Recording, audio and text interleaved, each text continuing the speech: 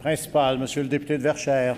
Monsieur le Président, on vient de le voir encore une fois, ce gouvernement demande à l'ensemble des Québécoises et Québécois de se serrer à la ceinture.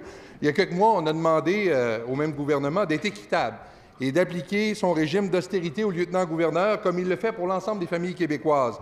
Le Parti libéral a préféré défendre les budgets du digne représentant de Sa Majesté. Aujourd'hui, on apprend que l'agenda du lieutenant-gouverneur sortant, Pierre Duchesne, ne contenait que quelques activités, sauf quand il remettait ses médailles.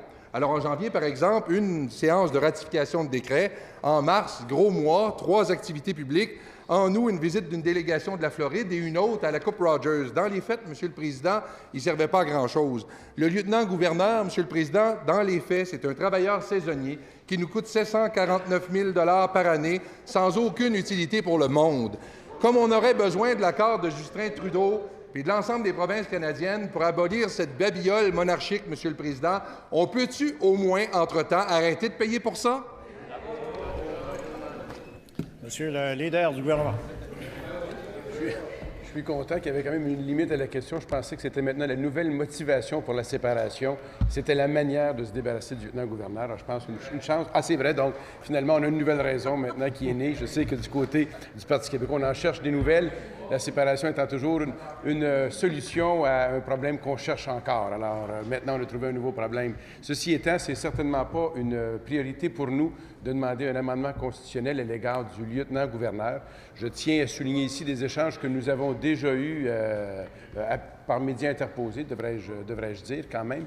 Le lieutenant-gouverneur, et on peut scruter ses agendas. Je ne ferai pas de commentaires sur ses agendas, je vous laisse les faire.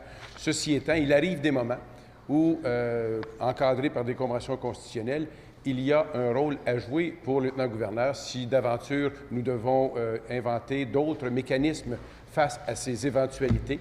Il y aurait lieu d'en débattre éventuellement, mais franchement, ce n'est pas la grande priorité de ce gouvernement. L'économie nous semble beaucoup plus importante. Première complémentaire, Monsieur le député de Verchères. Parlant d'économie, Monsieur le Président, mis devant les faits, son aide de camp répond que c'est normal, que le lieutenant-gouverneur est comme un pompier toujours prêt à répondre à l'appel.